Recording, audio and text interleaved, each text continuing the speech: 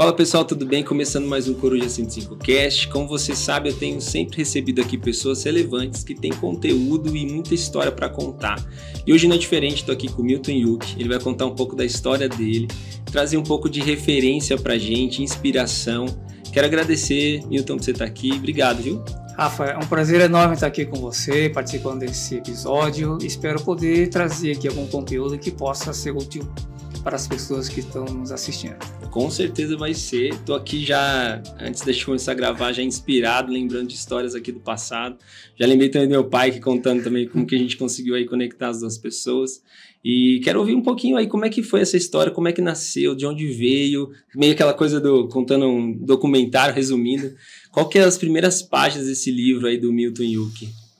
Bom, esse livro acho que vai ter muitas páginas, né? Boa. Porque eu estou agora com 69 anos, tenho uma origem humilde, nasci lá no interior do estado de São Paulo, numa cidadezinha pequenininha chamada Presidente Bernardes, onde eu nasci, cresci, e depois, ainda jovem, fui estudar fora, e aí segui para a universidade, vim para São Paulo, onde eu construí toda uma carreira no mundo corporativo. Ai, que legal. Eu conheço gente de lá, viu? Acredite. Sério? É muito longe, mas não é Presidente Prudente, é mais perto, gente. Presidente Bernardes é mais longe ainda, não é? É um pouco mais longe. Quanto tempo daqui de São Paulo? Dá? Dá umas 10 horas de viagem.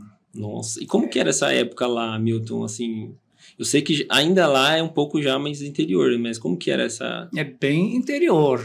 O que você lembrança que você que salta aos olhos de lá? Assim, É que eu saí de lá quando tinha 14 anos de idade, né? E nós éramos uma família de 6 irmãos, né? Meu pai e minha mãe. Meu pai morreu muito cedo, eu tinha 15 anos de idade quando ele faleceu. E aí... Então, todo mundo teve que se unir, se ajudar e seguir a vida, né? E, graças a Deus, deu tudo certo. Parece filme americano, tem um final feliz. Ah, que bom, que bom. E assim, desses 6 irmãos, então, quando seu pai faleceu, como que foi essa jornada aí? De 15 anos você estava lá ainda, já estava aqui? Conta um pouquinho pra gente. Eu estava já estudando em São José dos Campos, estava fazendo curso técnico em eletrônica quando o meu pai faleceu, né? Aí o meu irmão mais velho, com 20 e poucos anos de idade, ele tentou tocar. Nós tínhamos uma pequena granja e quando o meu pai faleceu, a granja já estava muito mal, assim, economicamente falando. E o meu irmão, com pouca experiência, muito jovem, com 20 e poucos anos, tentou tocar e ele acabou não conseguindo e aí perdemos tudo. A única coisa que restou, a herança que nós recebemos, que até hoje a gente levanta as mãos para o céu, foi a educação. Isso inspirado já pelo seu pai, pela sua mãe, como que era isso já? A minha mãe sempre falava que o estudo ninguém tira de você. Agora você tem algum patrimônio, pode ser que um dia você possa perder alguma coisa material, mas a educação, o estudo é algo que você vai carregar para sempre. Então, sempre ela dizia isso. E todos nós sempre, mesmo todas as dificuldades financeiras, a gente sempre priorizou os estudos. Entendi. E lá você já via um caminho, assim, da jornada que você ia ter profissional, assim, como é que foi saltando aos olhos? Porque você falou da granja, já tá falando de empreendedorismo aí, já conseguia naquela época ver essa leitura, como que foi? Rafa, ali era assim, eu comecei a trabalhar com 7, 8 anos de idade, né? A gente ajudava na granja. E a gente nunca tirou férias, porque galinha bota ovo todos os dias e ela tem que comer todos os dias. Então, não tinha sábado, não tinha domingo, não tinha Natal, não tinha dia do seu aniversário, né? Então, a gente trabalhava 365 dias por dia. E a gente acabou, assim, no meio daquela vida difícil, de simplicidade, a gente sempre tinha sonhos de... Por exemplo, eu tinha sonho de viajar, né? E a gente nunca viajou, nunca tiramos férias na nossa infância. E então, a gente brincava, a gente trabalhava na feira também. E às vezes a gente voltava da feira, sábado de noite, e no domingo tinha que voltar à feira, e lá pelas 2 da manhã, os irmãos conversando na cama, brincando. Um dizia, amanhã eu vou para minha fazenda. Não tinha fazenda nenhuma. Eu dizia, não, amanhã eu vou fazer uma viagem para os Estados Unidos. Ficavam sonhando, né? E aí o meu irmão mais velho, o Roberto, falava assim, ô molecada, vamos parar com essa conversa, vamos dormir, que amanhã temos que ir para a feira. Mas assim, desde criança a gente sempre teve sonhos. Acho que isso que nos movimentou, isso que nos moveu a acordar todos os dias aí com ânimo para seguir adiante. E é legal você citar isso porque até hoje as pessoas falam, né? Quando você quiser conquistar uma coisa, você falar e projetar isso na sua cabeça e mentalizar que isso vai acontecer. E é o baita exercício que eles estavam fazendo aí no quarto, né? Conjecturando, exatamente. Falando. E hoje eu posso dizer com orgulho que eu fiz quase 90 viagens para o exterior. Uau. E conheço 35 países diferentes, né? E acho que tudo isso é resultado do que você falou, de você ficar projetando, você ter sonhos. Ainda que a situação atual não esteja muito distante daquele sonho, mas se a gente tiver sonho, nunca desistir dele, a gente acaba conseguindo realizar muitas coisas que às vezes a gente até se surpreende. Sim, eu gosto demais disso, assim, porque até comentei com vocês aqui, estou tentando gravar uma cápsula do tempo, vamos falar assim, com uma tia do meu avô para contar a história, porque eu mesmo não consigo ligar o que eu vivo hoje, por exemplo, à minha criação. Foi uma coisa projetada, eu sempre me via nesses lugares. E eu acho que é tudo bem real isso. Tem uma história que você lembra dessas, sei lá, contações aí no quarto com seus irmãos, que você viveu e falou, nossa, eu falei disso um dia. Você lembra? Da viagem, sim. Eu sempre sonhei em viajar, porque a gente nunca viajou, nunca tiramos férias, época da juventude, né? Então, sempre almejei viajar. Isso, depois de muitos anos que cai a ficha, você fala, puxa vida, aquilo que a gente pensou, sonhou, hoje é realidade. Eu trabalhei numa multinacional, que eu viajava tipo 2 vezes por mês, ia para algum país fora do Brasil. Então, são sementes que vão ficando, e um dia, criando as condições propícias, as sementes germinam e dá frutos. Então, eu pude vivenciar isso, né? E também uma outra coisa, quando meu pai faleceu, a gente estava assim, totalmente perdido, né? Porque eu tinha 14 para 15 anos de idade, muitas dívidas, né? Tanto é que, quando tudo terminou, as dívidas eram maiores do que o patrimônio que nós tínhamos. Então, a única coisa que sobrou realmente foi o estudo, conforme a minha mãe dizia, né? E a gente sempre dizia assim, eu lembro até claramente, o dia que meu pai faleceu, no dia do enterro, eu caí de joelhos ali no momento do sepultamento, e eu prometi a ele que iria trabalhar e estudar, dedicar para que ele pudesse sentir orgulho de onde ele estivesse, né? E isso sempre nos moveu. E a minha mãe sempre me apoiou nessa jornada, sempre acreditou em mim, né? Eu lembro que depois que meu irmão mais velho não conseguiu tocar os negócios, perdeu tudo e ele teve que mudar de cidade, a minha mãe não tinha para onde ir. Eu tinha acabado de formar a faculdade, eu fiz a UFSCar, a Universidade de São Carlos, eu sou da 2ª turma de Ciência de Computação, né? O CPD nosso era um computador da HP que tinha 32K de memória RAM. Aí você imagina quão antigo é, né? Isso foi em 76, né? E aí, quando a minha mãe estava naquela situação, né? Meu irmão desistiu de tocar a granja. Ela não tinha para onde ir, e eu era um estagiário. Tinha acabado de formar e estava ganhando um salarinho de estagiário. Aí a minha mãe acreditou em mim. Que eu falei, mãe, você não quer morar comigo? E ela topou, veio morar comigo. Tudo que restou para ela coube no porta-malas de um carro pequeno. Tudo. Né? Então, basicamente, roupas, o oratório da família, alguns livros que ela tinha, e isso era tudo que sobrou dela. E ela veio morar comigo em São Paulo, e eu morava numa kitnet e dormíamos num beliche. Que região de São Paulo? Ali na Brigadeiro Luiz Antônio, né?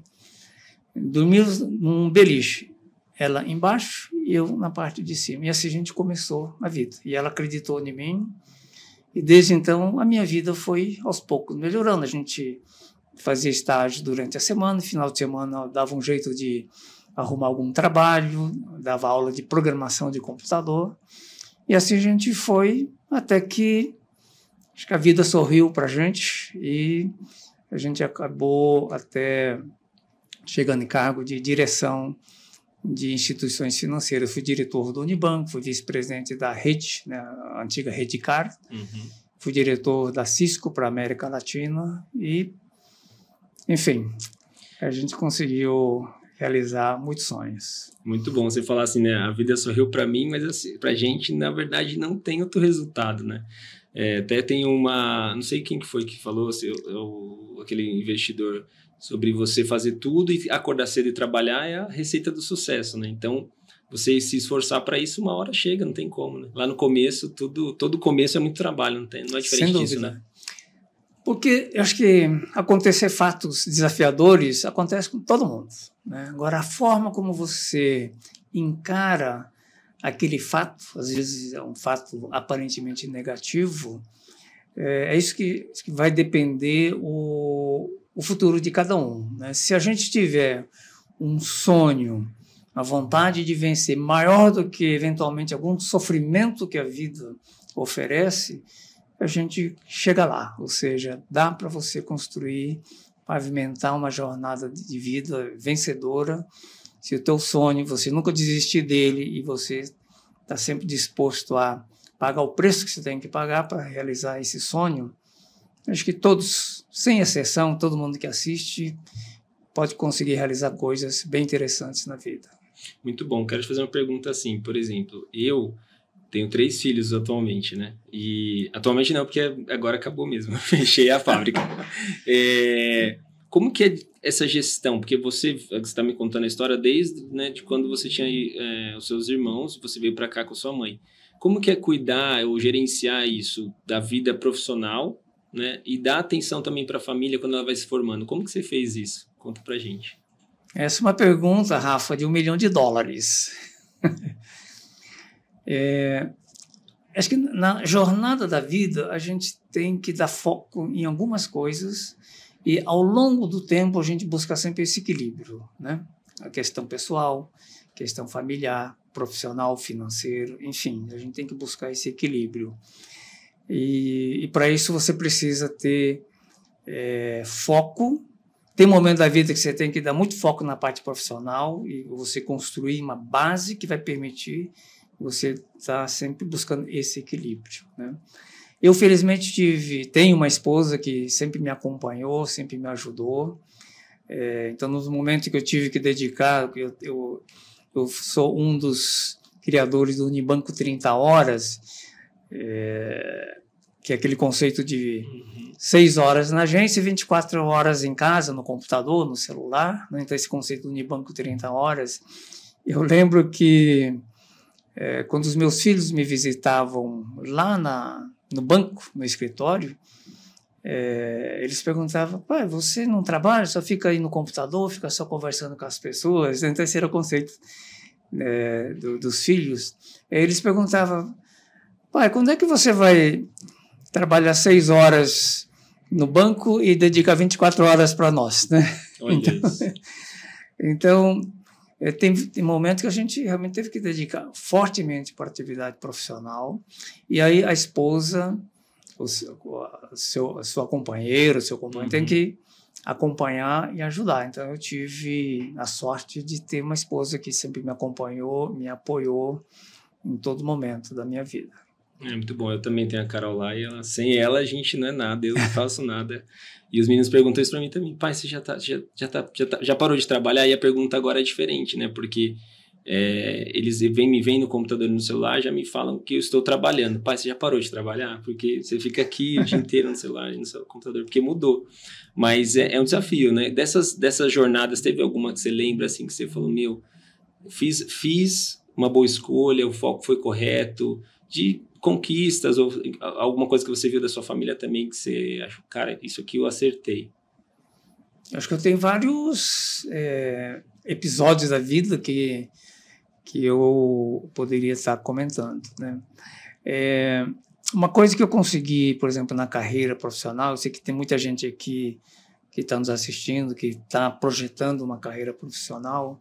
Uma coisa que eu aprendi bem no início da carreira é da gente sempre fazer mais do que esperam de você, né? Porque quando alguém está trabalhando, você tem a capacidade da pessoa que ela entrega efetivamente e tem as necessidades do cargo. Se a pessoa está aqui, as necessidades do cargo estão aqui, a pessoa tem um problema, que se espera mais dela e ela não está entregando. Então, eu procurei sempre entregar mais do que a empresa exigia. Então, na hora que você cria esse desequilíbrio, a empresa é obrigada a te promover para poder tê-lo lá na sua empresa, né? Então, eu consegui construir uma carreira, eu tive muitas promoções, né? Comecei como programador de computador e depois virei analista de sistema júnior, pleno, sênior, chefe de divisão, chefe de departamento, superintendente, diretor do banco e depois fui ser vice-presidente de uma outra instituição financeira. Uma coisa que eu sempre coloquei em prática foi sempre fazer mais, entregar mais do que esperam de você, né? Então, por exemplo, quando eu estava no Unibanco, acho que é um episódio que vale a pena contar, compartilhar contigo e com quem está nos assistindo. Quando eu estava no Unibanco, eu estava liderando lá o Unibanco 30 Horas, surgiu a ideia de a gente lançar um computador com software do Unibanco, de home banking, né? Antigamente a gente chamava de home banking, agora é internet banking. Uhum. E a gente descobriu que as pessoas queriam muito computador. O computador era sonho de consumo, mas a gente percebeu que muitos clientes não tinham computador. Então, por que não viabilizar esse sonho dele ter o computador? E aí a gente ofereceu um computador do último tipo, com software da Microsoft, nosso aplicativo de banco, e financiar em suaves prestações. Uhum.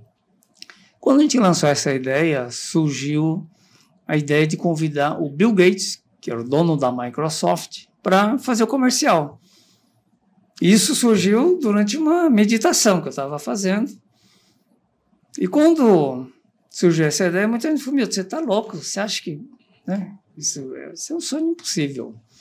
E você tem, diante dessas reações das pessoas, você tem duas opções. Você ficar chateado e brigar com a pessoa, ou você aceitar aquilo como um desafio e partir para cima. E eu fui para a segunda opção. Boa.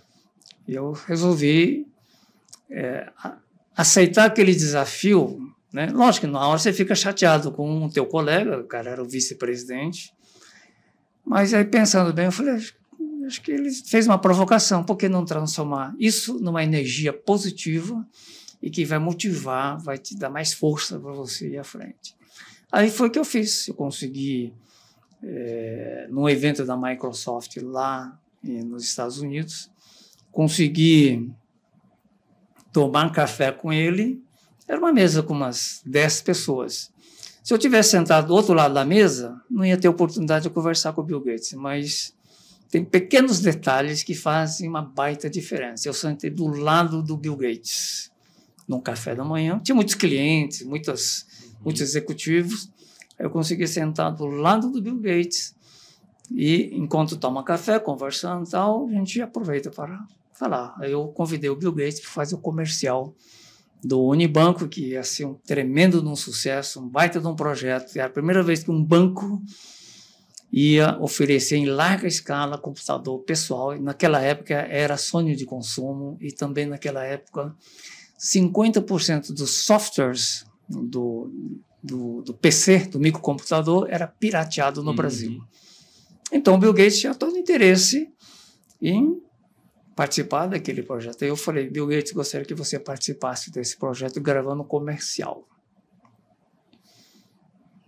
pensa que ele diz, legal, tudo bem, vamos fazer? Não. Ok, entendi. Aí vai para o pessoal do marketing, que trabalha a imagem institucional dele, e esse pedido levou meses para a gente conseguir o resultado, né? E finalmente veio a confirmação, olha, tudo bem, vamos fazer. E aí, no outro evento da Microsoft nos Estados Unidos, a gente improvisamos um estúdio, né, como esse teu estúdio aqui, só que era a suíte presidencial do Bal Harbour Hotel lá em Miami Beach, e a gente montou todo um estúdio com o computador do banco, com o logo 30 horas, para a gente gravar o comercial. Estava marcado para 5 horas da tarde, e deu 5 horas e o Bill Gates não apareceu. 5h30 ele não apareceu, estava toda a equipe de filmagem lá, a moça que ia passar o pancake, o pessoal da equipe técnica, está todo mundo lá esperando. 5h30 não veio, 6 horas, cadê o homem? Não aparece.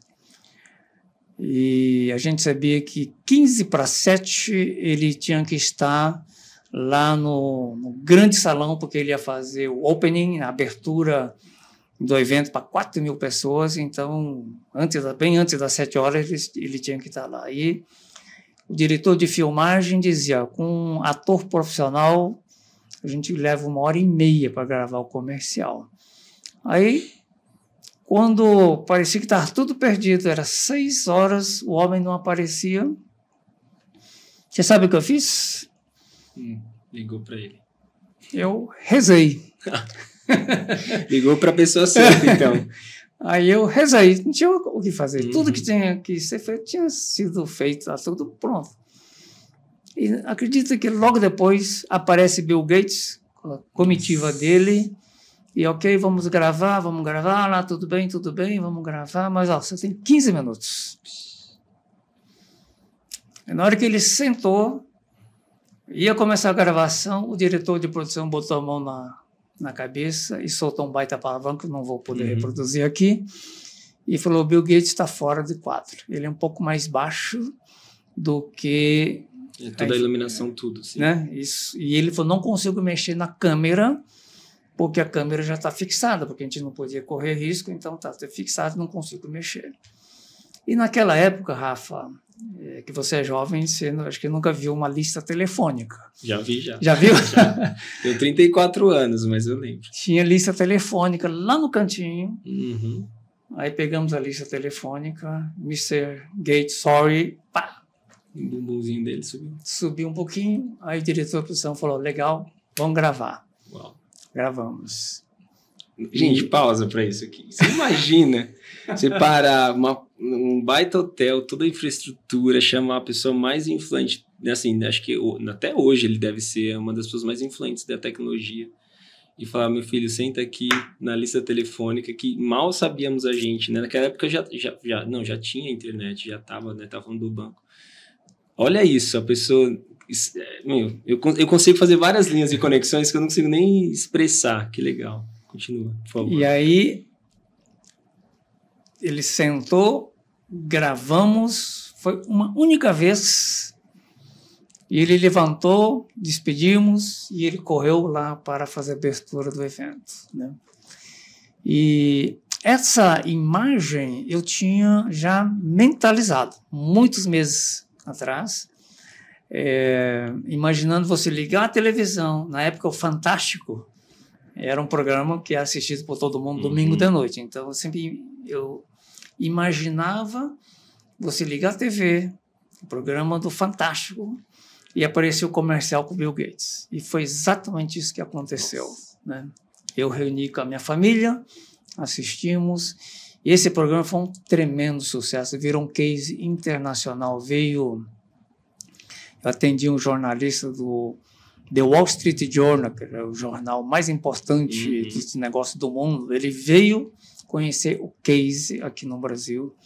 Aí depois eu fui convidado para fazer uma palestra num evento de inovação lá em Nova York, onde eu contei essa história para os americanos, né? E porque o Bill Gates, esse comercial está disponível no YouTube, quem quiser assistir, Bill Gates, Unibanco 30 horas, esse comercial está disponível aí. Porque ele termina dizendo, por que o meu banco não pensou nisso antes? Eu lembro. Você lembra?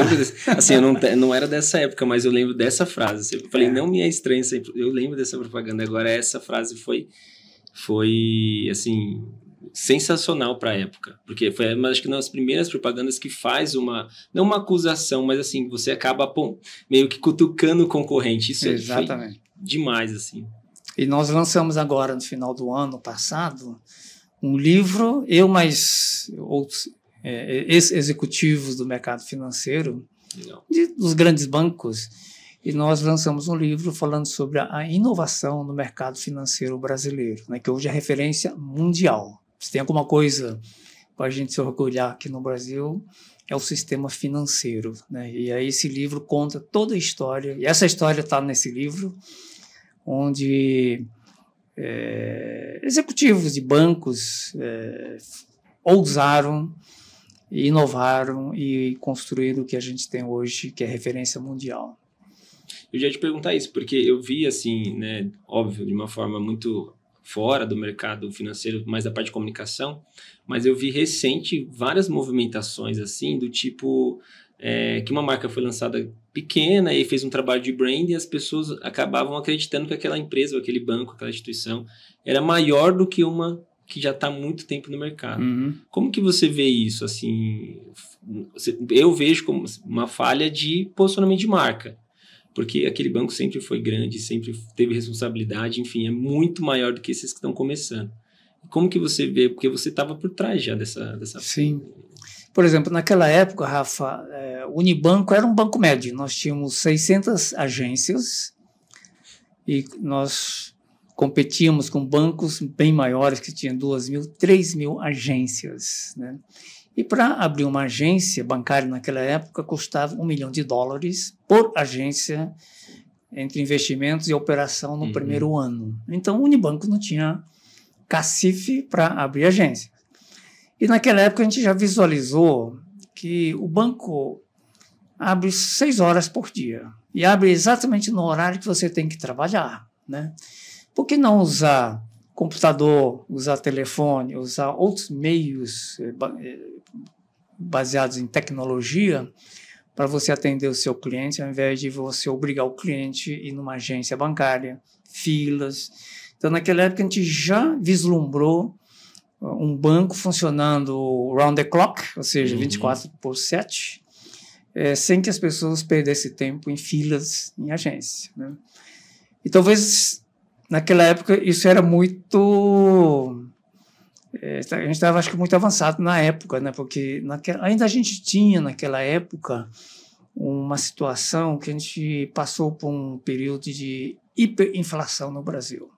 Inflação de 20%, 30%, chegou até 80% em um mês. Você imagina? Cara. É maluquice, né? E aí tinha os planos econômicos que congelavam salários, congelavam tudo, né?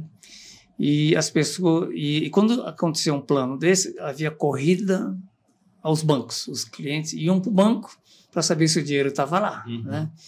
Então, a existência de uma agência física era importante em função de todo esse histórico, né?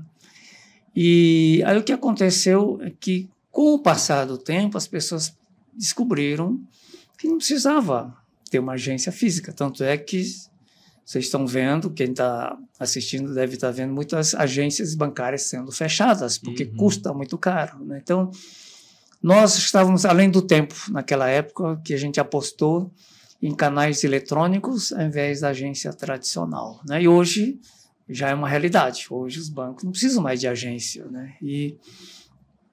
Então, quem se posicionou dessa forma lá atrás acabou tendo uma vantagem sobre os bancos tradicionais, né? Sim. Eu acho que, se eu não me engano, foi uma das coisas que impulsionou a fusão no futuro. Esse posicionamento que eles queriam esse registro de serem né? Aí depois o outro banco falou que eles eram digitais, né? Então tem toda uma questão aí. Que eu imagino que foi justamente para se apropriar dessa invenção. Uhum. E teve pessoas, assim, Milton, que foram apontando para você esse caminho, ou você foi vendo, pessoas marcantes que tiveram na história, assim, até hoje. Desde lá de trás até agora, assim, que salta aos olhos, falando, nossa, essa pessoa me mostrou, me falou, que você se lembra? Assim, eu começaria mencionando a minha mãe, né? É uma pessoa que sempre acreditou na gente, no potencial. Então, eu diria que a grande fundação foi os valores, os princípios que os meus pais me passaram, de acreditar em você, no teu potencial, de investir em educação sempre, né? Então, isso foi a grande base. Depois, no trabalho, eu sempre tive pessoas que me ajudaram, né? Pessoas que acreditaram, mostrando o caminho ou desafiando, né? E uma coisa que eu tive, Rafa, equipes incríveis. Não de pessoas extraordinárias, mas são pessoas normais, com uma extraordinária vontade de tocar um negócio, de vencer, de enfrentar desafios, né? Eu sempre tive equipes muito boas. Eram pessoas normais, mas quando você dá o norte, você dá autonomia, você dá condições para a pessoa performar e trabalha sempre em equipe, essa equipe faz coisas extraordinárias, mesmo sendo de pessoas ordinárias, né? Então, isso tive... Até hoje, eu encontro com esses amigos que fizeram parte da equipe e a gente relembra desta época que nós fizemos coisas incríveis, né? E com todas as limitações que nós tínhamos de orçamento, tecnologia. Então, as pessoas acabaram superando obstáculos que talvez para muita gente fala, a gente não tem dinheiro, não temos isso, não temos tecnologia, e aí pode ser que isso poderia ter inibido, mas não aconteceu com a minha equipe. A gente sempre foi para cima e a gente sempre conseguiu realizar coisas incríveis. Muito bom. Eu sei que, assim, tem até uma frase, não vou lembrar quem que falou, que você sempre vai lembrar dos seus líderes. Assim, se você puxar aí, você vai lembrar de todos os seus líderes. E aí a frase era para os líderes, assim, então quem você tem sido para as pessoas, né? E muito legal. E você falando aqui, eu fico inspirado. Eu acho que o pessoal já tinha essa inspiração, assim, de você nortear, talvez para essa história de toda essa caminhada, dessa busca pela excelência. Eu acho que, é claro, até pensar de onde sentar na mesa ali já... Isso as pessoas, não sei, não ficam assim, elas não são intencionais. Eu acho que quando você tem um foco ali, você sabe até onde que a pessoa vai sentar, você vai sentar do lado, enfim, tem toda essa preocupação de excelência, por exemplo, vocês vão receber o Bill Gates, que seja outras pessoas, mas já está tudo ali preparado, ele vai chegar a fazer isso e tal. E eu vejo muito isso, assim, mais ainda em vocês orientais, assim, eu vejo, a gente até brinca, né? Se você está na sala, tem oriental, você já vai perder para ele, porque ele já está preparado para aquele ambiente. Como que é, assim, o seu dia a dia? Você sempre pensa, sempre planeja ele? Enfim, fiquei curioso para saber um pouco mais disso agora. A gente sempre pensa, que a gente aprende, por exemplo, eu aprendi muito cedo que a gente tem que pensar bem, planejar bem, antes de sair fazendo, né? Tem muita gente que faz rápido e depois passa bastante tempo consertando algo que fez errado, né? Então, nós aprendemos de investir tempo em planejamento, de você cuidadosamente analisar e depois executar rápido, mas fazer direito já da primeira vez, né? E a gente, na nossa equipe, a gente sempre procurou criar, assim, socializar as informações, o conhecimento. Então, sempre a gente procurou trazer as pessoas, mesmo que eram pessoas muito técnicas, a gente trazer num fórum para que elas tivessem outras visões, né? Até tem hoje ex-subordinados meus, que hoje estão na posição de vice-presidente de grandes instituições financeiras, que ele disse assim, Milton, você lembra aquela reunião que você fazia todos os meses com toda a tua equipe? E essa reunião, Rafa, acontecia na última sexta-feira do mês, às 8h59, né? Era a única reunião do banco que começava no horário, porque reunião às 9, 10, 11 horas, todo mundo tem. Agora, 8h59 já chama atenção. Quanto que você começou isso? Isso foi em 91, né? 91. Uhum. Então, já chamava atenção pelo horário. E nessa reunião das 8h59, na última sexta-feira do mês, a gente trazia gente de qualidade, gente de projeto, gente de operações, gente de atendimento, trazia toda a equipe e fazíamos no auditório lá do banco. Auditório cheio da minha equipe toda, né? Participava todo mundo. E aí, esse subordinado, que hoje é vice-presidente de uma grande instituição, ele diz: Milton, você lembra aquelas reuniões? No começo eu achava chato. E lá eu era um cara mais técnico, assistia um cara de qualidade ou de atendimento. E hoje eu vejo quanto isso contribuiu para a minha formação, porque hoje eu tenho uma visão global. Tanto é que ele teve uma carreira muito acelerada, como outros que participavam desse time, né? Porque todo mundo tem uma atuação especializada, mas tem que ter uma visão generalista, né? Então a gente procurou criar esse tipo de coisa e depois desse encontro a gente ia almoçar, todo mundo junto. Então fortalecia o espírito de equipe, de time. Isso foi muito importante, muito importante. Eu sei que assim, no mercado tem muitos, até áreas que sofrem por não ter essa visão sistêmica, de ver o que vem próximo ou antes daquele processo especificamente. Vejo, tem vários exemplos, assim, que me lembro agora, mas eu queria que talvez você pudesse citar algum, pode ser projeto, enfim, que você teve essa visão de, até para chamar essa reunião mesmo, eu acho que você já tem que ter a visão sistêmica e falar, essa pessoa precisa saber que esse tipo de trabalho depende, enfim, né? Juntar as pontas, vamos chamar assim. E na minha área a gente chama isso de design estratégico, de você conseguir fazer a criação, mas pensar que parar de fazer aquela bolinha vermelha na produção, sendo que o cliente já não quer mais, ele quer quadrado azul. E ninguém perguntou para o cliente para, enfim, né?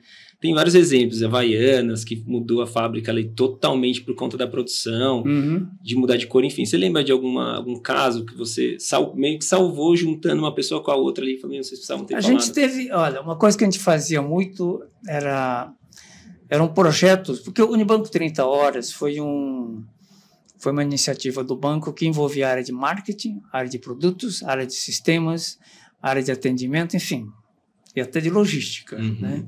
E nós tínhamos comitês que participavam gente de diversas áreas. Então, não tinha aquele negócio, cada um tem o seu castelinho, não. A gente trazia todo mundo numa grande mesa de reuniões e lá a gente debatia com pessoas de diversas áreas aquela iniciativa. Então, a gente fazia isso, isso era parte do nosso DNA, né? Uma outra coisa que a gente fez muito lá era, antes de lançar um produto, fazer uma mesa redonda com clientes. A gente ia lançar um terminal de cliente com as novas funcionalidades. Então, antes de instalar, eu convidava os clientes para ir lá, você não quer testar esse sistema, ver se está legal. Aí, esse botão está muito pequeno, não consigo enxergar, ou isso aqui está muito rápido, não dá tempo de responder. Então, esse tipo de design a gente já fazia naquela época, na década de 90, né?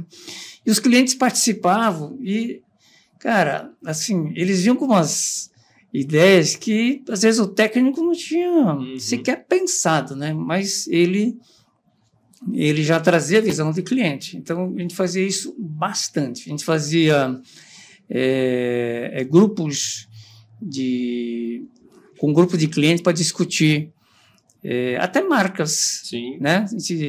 Não só de design de produtos, serviços, mas também até de coisas novas que a gente estava criando. Sim, né? Então, eu estou olhando para lá porque tem um livro ali atrás de você, que é o Sprint, que é justamente essa metodologia Design Thinking aplicada em uma semana, que hoje o Google, né, fala, técnica de inovação, isso aí já estava sendo feito em 1990 e estava tudo certo.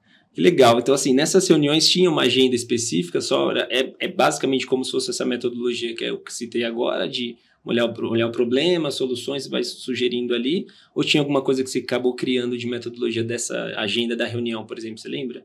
Então, nós tínhamos a agenda da reunião, e aí a gente acabava fazendo exatamente isso, de trazer o problema e... Aqui na sessão de brainstorming, né? Você traz um problema, aí você abre para identificar as causas e seguimos aquela regrinha. Você não deve ficar criticando a ideia do outro. Vamos aproveitar a ideia do outro, aprofundar, expandir, e depois a gente vai buscar soluções. Aí você fecha novamente, né? Então a gente fazia isso, a gente combinava com todo mundo. Então essa é a regra. Tudo bem? Vamos tocar. E quando alguém saía da regra, a gente trazia para dentro da regra, e com o tempo a coisa fluía de uma forma incrível, né? Então muitos problemas foram resolvidos dessa forma. E teve algum caso que você trouxe de solução que você lembrou lá de trás? Tipo assim, por exemplo, nossa, eu lembro lá na granja que sei lá, algum processo, alguma coisa nasceu com essa inspiração. Pode ser da sua mãe também, ou dos seus irmãos, que você falou, isso aqui desde lá de trás eu já via que funcionava, que salta aos olhos assim. A gente sempre tem um pouco, né, dessa inspiração. A gente sempre... por exemplo, uma coisa que a gente fez muito na época do banco foi de sair muito em campo, né? Porque esse negócio de você projetar algo numa sala de ar-condicionado, todo conforto, e você vai querer resolver um problema de alguém que está lá, na linha de frente. Então, a gente foi muito hands-on, do walk the talk, né? Para poder resolver um problema indo na linha de frente, né? Então, na granja, a gente tinha que... Não adiantava ficar só no lugar confortável, a gente tinha que ir lá enfrentar toda uma situação, né? Então, a gente traz um pouco disso, à medida que você começa a pensar em construir soluções, fazer design de soluções, mas pensando naquela pessoa que está lá na linha de frente, né? E é interessante, e hoje, isso aqui daria também um outro episódio, né? Porque eu tenho trabalhado com a questão de longevidade. Já queria perguntar sobre isso. Sobre longevidade, qualidade de vida, etc. e tal. As corporações hoje estão desenvolvendo soluções para um público que está exigindo uma outra forma de abordagem, né? Então, tem muitos jovens, não é uma crítica para os jovens não, tá? Muitos jovens construindo soluções ou interfaces para as pessoas 50, 60 a mais. E esse pessoal requer um cuidado muito especial, né? Então, a gente tem também trabalhado, discutido esse tema, porque eu faço parte do conselho de uma Senior Tech, que a gente reúne ali 12 startups que estão provendo soluções para esse público 50, 60 a mais, o sênior, terceira idade, melhor idade e outros sinônimos. E a gente tem discutido esse tema. As interfaces, o Customer Experience, para esse público, que é o público que tem dinheiro, né, tá consumindo, as interfaces não estão adequadas, né? E as corporações, algumas, a gente já tem conversado com algumas corporações, já estão se preparando para atender melhor esse público, né? Porque, por exemplo, você tem os apps que o cliente não consegue ler, ou tem uma velocidade tão grande que não dá tempo, né? Então, essa também é uma área de oportunidade para ser explorada aí, né? Então, Sim, eu já fui num evento de diversidade, eles falaram exatamente sobre isso. Não era a diversidade que a gente está acostumado a ouvir, era sobre os seniors mesmo. Sim. Por conta dessa... Aí abriram os dados lá e é assustadora a oportunidade que se tem. Sim. Tanto, são dois dados super relevantes, a questão da qualidade de vida, né? E a longevidade da idade mínima, né? Que as pessoas têm vivido muito bem. Assim, as pessoas, 60, 70 anos, 80, enfim.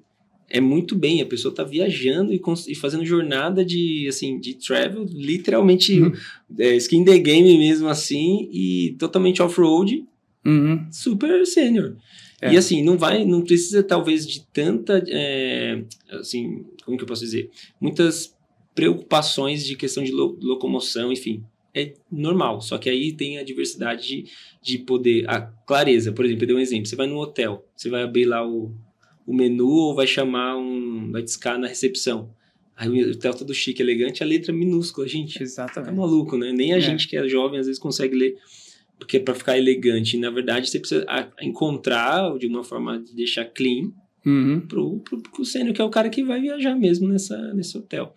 Muito bom você falar disso, porque eu ia te perguntar também, assim, sobre projetos seu assim mesmo, de como é que eu vou deixar registrado esse legado e inspirar as pessoas a olharem, que eu acho que vou sair daqui pensando sobre isso. Já vou falar para meus filhos falarem lá, filho, vamos começar a imaginar as viagens aqui no quarto, vamos fazer alguma coisa aqui que vai ser muito bom, já para projetar isso, mas poder levar isso também para as pessoas que não tiveram, por exemplo, contato com esse podcast. Você pensa em fazer um livro, alguma coisa nesse sentido? Como é que tá os seus projetos, assim, para sustentar isso, para as pessoas já se inspirarem, né, até agora, já, do que você já viveu? A minha filha, Karine, sempre me encoraja de escrever o livro, né? Eu acho que está chegando o momento, sim. Porque acho que o livro tem que ser escrito no momento em que a vaidade já ficou para trás, sabe?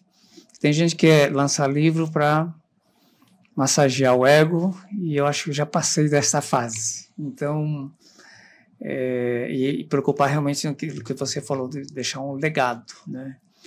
Eu acho que está sendo meus planos. O que eu estou fazendo atualmente primeiro, estudando, lendo, né?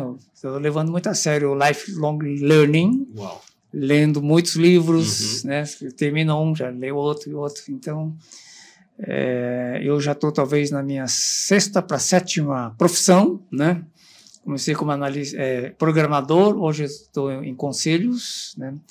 E estou também dando mentoria para empreendedores, estou ajudando empreendedores, não é só startup, né, de base tecnológica, mas empreendedores de diversas áreas.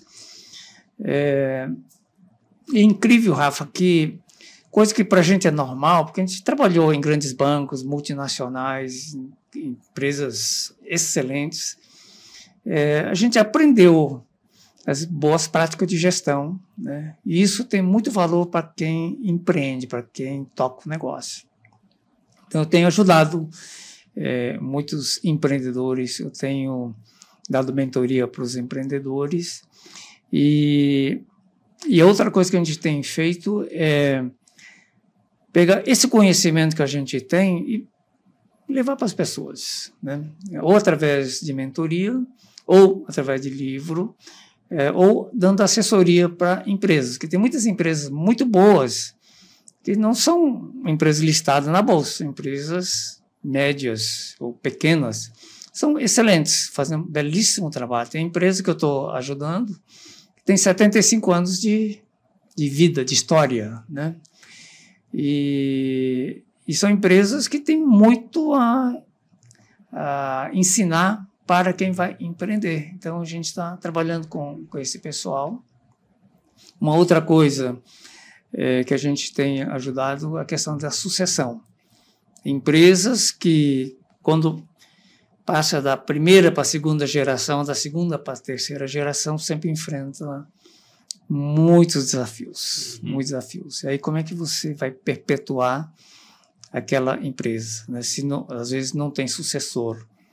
Ou, às vezes, tem sucessor, mas o sucessor não está disposto. Aí você encontra situação, por exemplo, tem um empresário que falou, Milton, a sucessora ideal para a minha empresa é a minha filha mais velha, mas ela não está a fim de ficar aqui, ela quer viajar, quer fazer outras coisas na vida, porque ela trabalha aqui desde sempre.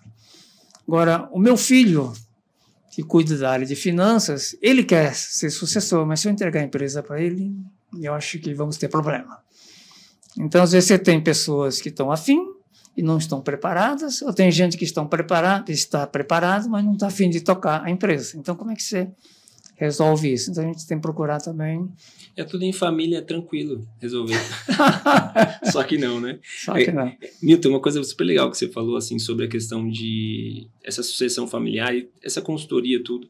A gente está falando aí de um período de bastante bastante anos assim de jornada sua, mas com um olhar digital lá atrás, né? Dessa questão dos 30 horas, para mim, foi um dos produtos que despontou, o que seria hoje, né? Essa questão de trabalhar. Até uma frase do Walter, ele fala, quando veio a história da pandemia, a digitalização, você não tem mais um período comercial.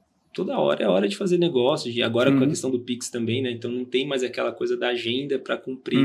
Então você pode trabalhar de horas diferentes. Então tem isso, e tem a questão da aceleração das tendências. Então o que a gente falava, daqui 10 anos vai acontecer, daqui 5 anos, na verdade são 2, 1 ano. A velocidade que isso tem acontecido é muito rápido, né? Das gerações. Vou preparar uma próxima geração. A gente fala com um cliente aqui que, mas eu vendo há 10 anos igual, não muda nada. Por que tem que mudar agora? Porque a pessoa que compra agora, assim, já mudou totalmente a cabeça dela. Como é que você vê isso frente assim, você tem muita resistência das pessoas quererem mudar, assim, aceitarem a mudança ou não? Porque eu sei que você já estava mudando desde muito tempo. Como que você talvez tenha uma estratégia para as pessoas serem mais flexíveis às mudanças? Se pudesse falar um pouquinho sobre isso, seria legal. Eu acho que tem que começar a arder. A pessoa tem que... Enquanto a pessoa estiver na zona de conforto, ela não vai ter muita motivação. Por que eu vou mexer no meu time se meu time está ganhando, né? Então, essa é uma atitude perigosa, né? Que a pessoa pode estar bem hoje e amanhã pode não estar, né? Então, a melhor forma de você inovar é sair da zona de conforto, né? Só que tem gente que já está sendo cozinhado, mas não percebeu, está anestesiado. Então, gente que está já indo rumo à decadência, mas está vivendo do passado, né? E aí demora para perceber, porque acho que um dos segredos do sucesso de quem empreende é ter uma leitura realista da situação atual e das tendências, ter flexibilidade para mudar e aí ter coragem para mudar mesmo, né? E efetivamente mudar. Porque se a pessoa ficar pegada às glórias do passado, certamente não estará aqui amanhã para contar a sua história, né? Porque o caminho que nos trouxe até aqui não é o que vai nos levar até lá, né? Eu tenho conversado com muitos empresários que estão super bem, porque sempre tiveram essa visão inovadora, sempre aberto para novas ideias, inovações, e buscando sempre a inspiração nos seus clientes para melhorar os seus produtos e serviços, né? Eu acho que a pessoa tem que dar um jeito, porque é impressionante, Rafa, quando você vai falar com os empresários, as pequenas e médias empresas, eles estão tão ocupados com o dia a dia, com a operação, que não tem tempo de pensar no futuro, em estratégia, não tem tempo de pensar em inovação, porque a operação já consome 150% do seu tempo, né? Então, se essa pessoa pudesse reservar um horário, põe na agenda, de uma vez por mês, pelo menos, conversar com pessoas diferentes, participar de eventos fora, ou seja, sair da rotina, porque se não fizer isso, o dia a dia vai consumir integralmente a pessoa, né?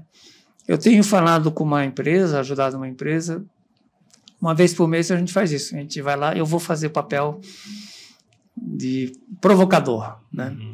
E tem saído ideias ótimas. A gente pegou uma empresa que era totalmente dependente da venda de um produto físico, e aí a gente já foi para serviços, e agora já estão falando em marketplace para botar conteúdos e vender conteúdos, percebe? Isso aconteceu em 3 anos que eu venho trabalhando com essa empresa, porque essa empresa está há décadas vendendo só produto físico. Aí eu dou o exemplo, como eu trabalhei em banco, o exemplo que esse produto físico que eles vendem poderia ser um enabler ou um viabilizador para entrar em serviço e entrar em outros negócios, como no banco a gente tinha antigamente o cartão, que permitia você sacar dinheiro, permitia você fazer compras, entrar até numa uma agência de noite, né?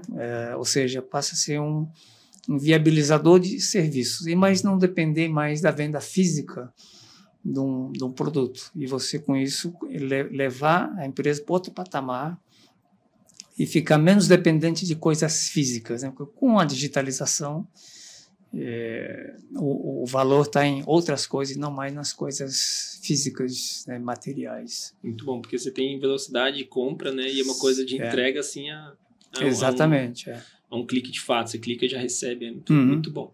Muito legal. E assim, como que você tem feito como se pudesse colocar toda essa história, enfim, essa inspiração nas próximas gerações, assim, a gente falou dos filhos, mas e os netos? Você tem um neto, 2, como é que é isso? Eu tenho um neto. O Henry, que vai completar 2 anos agora em outubro. Legal. Né? O que eu poderia dizer para essa geração que está vindo, principalmente a geração que certamente vai viver num mundo de conforto material, né? E que vai estar muito conectado através do smartphone, que quanto mais confortável for a vida, mais cuidado tem que se tomar para a vida, né? Porque acho que não há nada pior para a formação da pessoa o conforto material, né? Não estou falando para a pessoa ficar sofrendo. Aí tem algumas sugestões. Então, ou a pessoa sempre se lança em desafios cada vez maiores, ela exigir mais dela, ou eventualmente até no esporte, né? A pessoa tem que saber perder. O esporte talvez seja um bom caminho para a pessoa, por mais talentosa que seja, vai ter um dia que vai perder.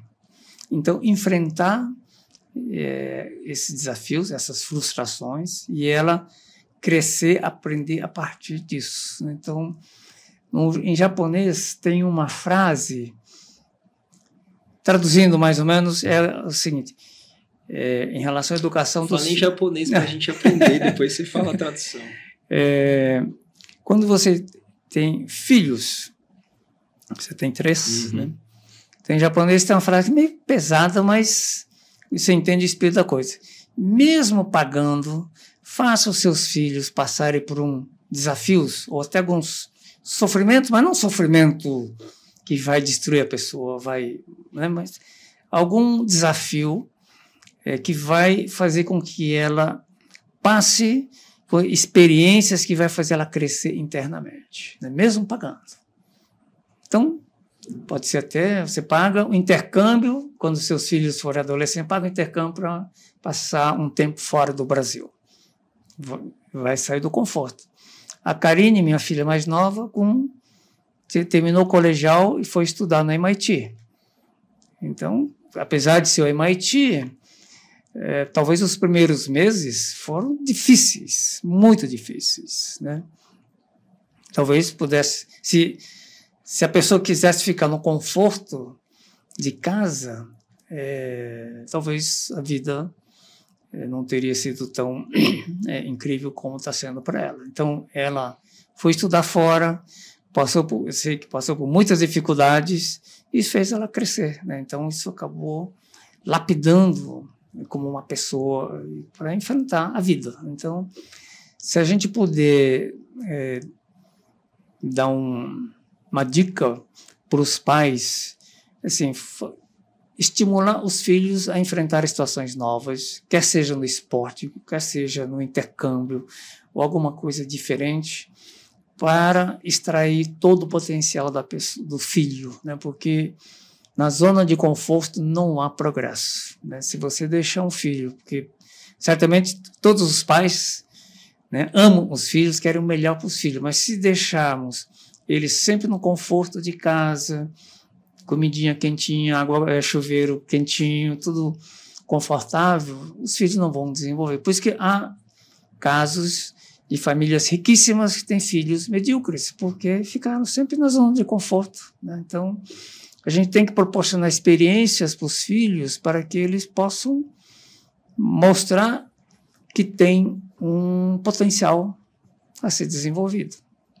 Vou contar uma história do meu filho mais velho. O Eric O Eric, o meu filho mais velho, ele entrou no escotismo, acho que tinha uns 9 para 10 anos de idade, e geralmente no escotismo entra com 7 anos, quando a criança começou a ser alfabetizada. Ele entrou um pouco depois. Quando ele chegou lá, os amiguinhos já estavam formados. Ele chegou com um elemento estranho. E logo depois que ele entrou, foram fazer um acampamento de inverno num sítio. Imagina, acampamento de inverno. Ele que sempre tinha comidinha, quentinho, chuveirinho, banho quente e tal, de repente foi acampar no meio do mato. E era um fim de semana prolongado. Ele estava com receio de ir e tal. Aí no meio do feriado a gente foi lá fazer uma visita para ver se está tudo bem, né? Quando chegamos lá, ele estava todo sujo, chorando, querendo vir embora, né?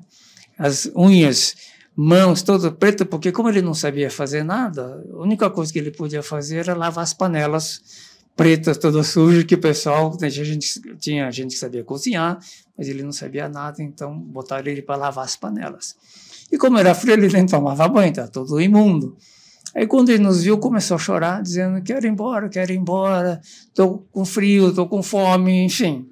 Então, nessa hora, os pais ficam na dúvida, o que eu faço? Ninguém quer ver o filho sofrer, né? A minha esposa eu queria trazer, porque quer aliviar de imediato aquela situação de desconforto, né? E eu, com muita dor no coração, dei uma de machão. Não, você vai ficar, porque está num ambiente controlado, né? Talvez extremamente desconfortável. E aí eu falei, não, Eric, você fica aí. Não, quero ir embora, ele já veio com a mochilinha, queria ir embora. E na hora de ir embora, Rafa, entrei no carro, minha esposa entrou, e a gente, aquela situação toda, aí meu filho aqui na janela, imagina na janela, com a mãozinha ali no vidro, na janela do carro, quero ir embora, me leva com a mochila. E eu, filho, você fica aí, vai ficar tudo bem. E aí eu começo a acelerar, e ele chorando, aí você olha pelo retrovisor, ele correndo na estradinha atrás do carro, a minha esposa já meio que chorando do lado. Aí eu continuo acelerando. Aí a gente veio quase 1 hora de viagem até chegar em São Paulo. E naquela dúvida, será que ele voltou para o acampamento? Será que ele continua correndo? Sabe aquela dúvida? Daí a gente ligou para um dos chefes do escotismo. E aí, o Eric está aí? Ele voltou, está tudo bem e tal. Então tá bom. Dilema. Nessa hora, você traria teu filho ou deixaria ele chorando lá, né? Então, acho que é uma situação real que nós passamos. E depois de um tempo, a gente viu que foi a melhor decisão. Que poderia ter aliviado aquele desconforto, ele ter voltado com a gente, tomado banho quentinho, comida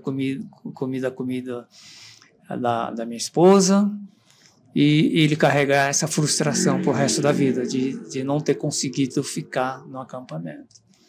O fato dele ter ficado, ele até hoje usa como exemplo, porque até hoje ele participa, ajuda lá no escotismo, ele conta a história dele como história de superação, né?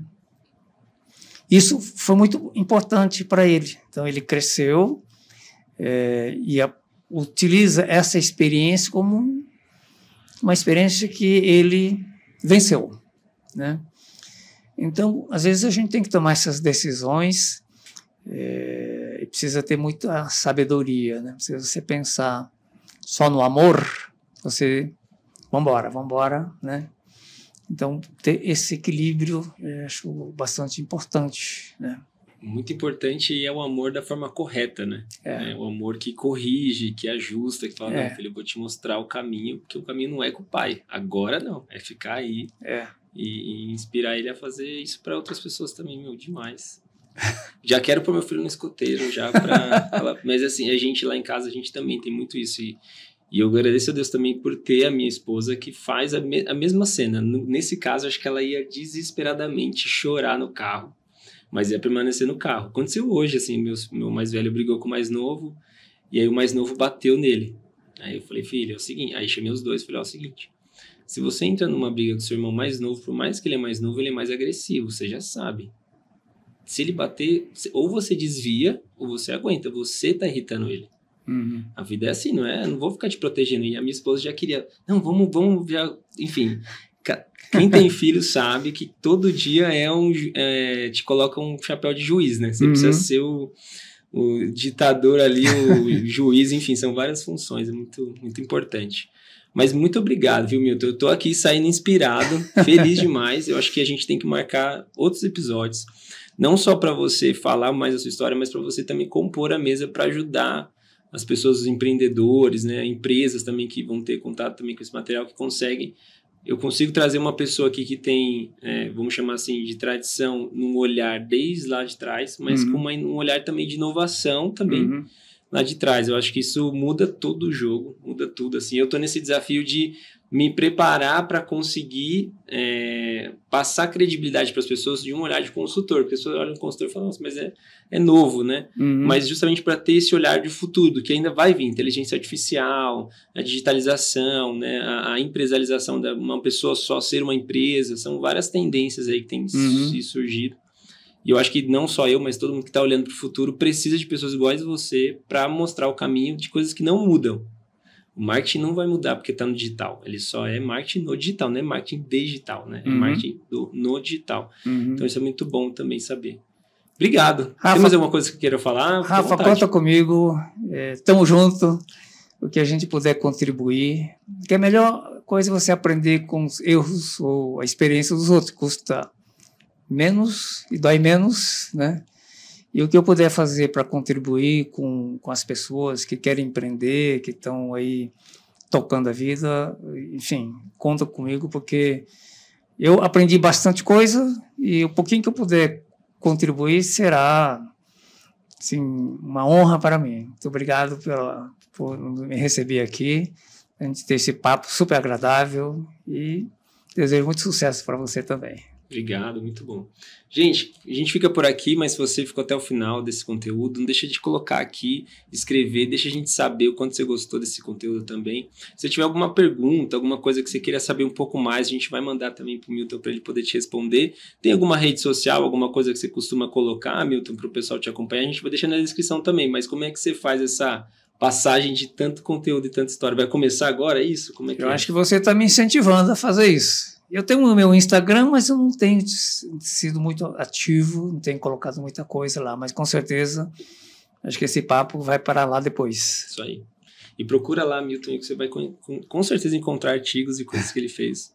E aí faz o serviço aí de procurar que você vai achar, com certeza. Obrigado, gente, por ter ficado até aqui. Milton, pode se despedir? Muito obrigado, Rafa. Obrigado a todo esse público que nos acompanha. Foi uma honra estar aqui contigo hoje. E espero poder contribuir, se a gente puder deixar algum legado para as pessoas poderem fazer da sua vida uma vida melhor, né? E lembrar sempre que tenha sempre um sonho e uma vontade de vencer na vida maior do que eventuais sofrimentos e tropeços que a gente possa encontrar no caminho. É a forma de você enfrentar esses desafios que vai determinar sucesso, a felicidade, né? Porque todo mundo está sujeito a enfrentar desafios ao longo da vida, mas dependendo como você encara isso, se você cresce, se você consegue fazer de cada experiência um momento de crescimento, de demonstração do potencial que está dentro de você, eu acho que isso é que vai determinar o sucesso de cada um de nós. Muito obrigado. Muito bom, muito bom. Gente, obrigado. A gente se vê no próximo vídeo. Tchau, tchau.